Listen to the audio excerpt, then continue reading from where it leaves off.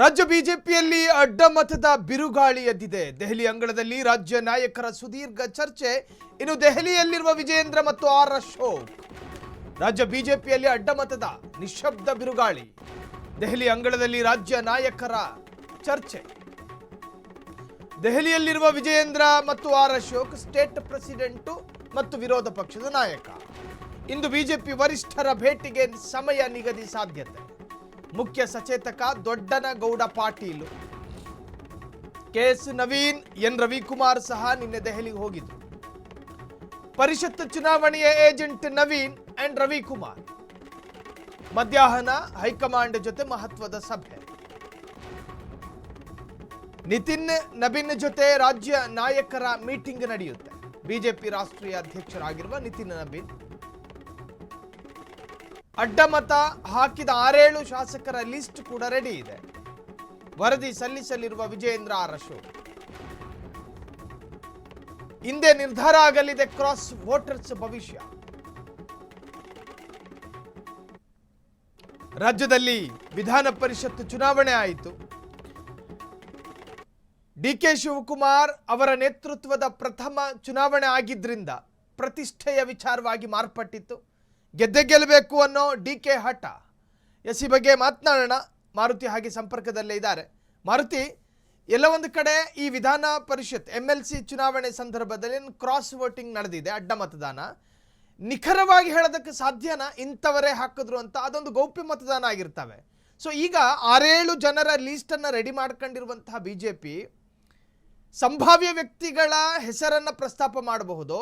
ಇಂಥವರೇ ಅಂತೇಳಿ ನಿಖರವಾಗಿ ಹೇಳೋದಕ್ಕೆ ಸಾಧ್ಯನಾ? ಹೈಕಮಾಂಡ್ ಮತ್ತು ರಾಜ್ಯ ನಾಯಕರ ನಡುವಿನ ಚರ್ಚೆಯ ತಾತ್ಪರ್ಯಗಳೇನಿರಬಹುದು ಮಾರುತಿ? ಸೈಲ್ ಅಡ್ಡ ಮತದಾನ ಆಗಿರೋದನ್ನ ಯಾರಿಂದಲೂ ಕೂಡ ಬಹಿರಂಗವಾಗಿ ಇಂಥವರೇ ಹಾಕಿದ್ದಾರೆ ಮತ್ತೆ ಇಂಥವರೇ ಇದ್ ಮಾಡಿದ್ದಾರೆ ಎಂಬುದು ಕೂಡ ಟೆಕ್ನಿಕಲ್ ಆಗಿ ಪ್ರೂವ್ ಮಾಡೋಕ್ ಸಾಧ್ಯನೇ ಇಲ್ಲ. ಅದರಿಂದಾಗಿಯೇ ಬಿಜೆಪಿಗೆ ಇದು ಮತ್ತಷ್ಟು ಸಂಕಷ್ಟವನ್ನ ತಂದುಕೊಡ್ತಾ ಇರೋದು. ಪ್ರಮುಖವಾಗಿ ರಾಜ್ಯ ನಾಯಕರಾದಂತಹ BY ವಿಜಯೇಂದ್ರ ಮತ್ತೆ ಅದೇ ರೀತಿ ವಿಪಕ್ಷ ನಾಯಕರಾಗಿರುವಂತಹ ಆರ್ ಅಶೋಕ್ ಅವರಿಗೆ ಇದು ಸಾಕಷ್ಟು ಸಂಕಷ್ಟವನ್ನ ತಂದೊಡ್ಡಿದೆ. ಯಾಕೆಂದ್ರೆ ಈಗಾಗಲೇ ಹೈಕಮಾಂಡ್ ಕೂಡ ಅಡ್ಡ ಮತದಾನ ವಿಚಾರವಾಗಿ ತುಂಬಾ ಸೀರಿಯಸ್ ಆಗಿರುವಂತದ್ದು. ಹೈಕಮಾಂಡ್ ಕರೆದೇ ಇದ್ರು ಕೂಡ ಇವರೇ ನೇರವಾಗಿ ವಿವರಣೆ ಕೊಡೋದಕ್ಕೆ ನೇರವಾಗಿ ದೆಹಲಿಗೆ ಅಶೋಕ್ ಮತ್ತು ವಿಜಯೇಂದ್ರ ಅವರು ಸೇರಿರುವಂತದ್ದು.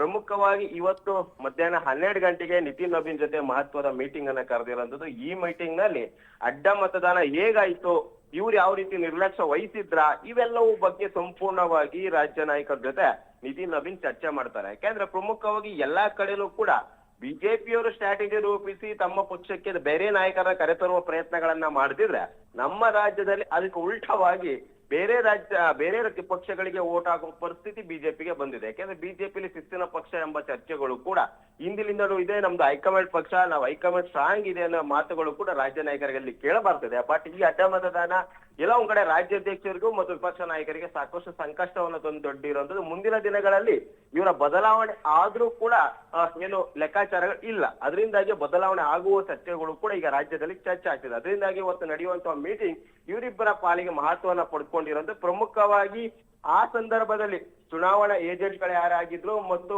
ಇದ್ರ ಬಗ್ಗೆ ಕೂಡ ಸಂಪೂರ್ಣವಾಗಿ ಈಗಾಗಲೇ ಅವ್ರನ್ನ ಕೂಡ ಹೈಕಮಾಂಡ್ ಈಗ ಕರ್ಸ್ಕೊಂಡಿರೋಂಥದ್ದು. ಅವ್ರ ತಾವು ಕೂಡ ಸಂಪೂರ್ಣವಾಗಿ ವಿವರಣೆ ಅಂದ್ರೆ ಸಮಗ್ರ ಮಾಹಿತಿಯನ್ನ ಪಡೆಯೋದಕ್ಕೆ ಈಗಾಗಲೇ ನಿತಿನ್ ನಬೀನ್ ಮುಂದಾಗಿರುತ್ತೆ. ಅವ್ರ ಜೊತೆ ಕೂಡ ಸಂಪೂರ್ಣವಾಗಿ ಚರ್ಚೆ ನಡೆಯುತ್ತೆ. ಆ ನಂತರ ಏನ್ ತೀರ್ಮಾನಗಳನ್ನು ಕೈಗೊಳ್ಳಬೇಕು ಅಂತ ಕೂಡ ಹೈಕಮಾಂಡ್ ನಾಯಕರು ಒಂದು ಸುತ್ತಿನ ಮಾತುಕತೆಯನ್ನ ಕೂಡ ನಡೆಸ್ತಾರೆ. Sir Vasant, thank you Maruti ತಮ್ಮೆಲ್ಲ ಡೀಟೇಲ್ಸ್ಗೆ.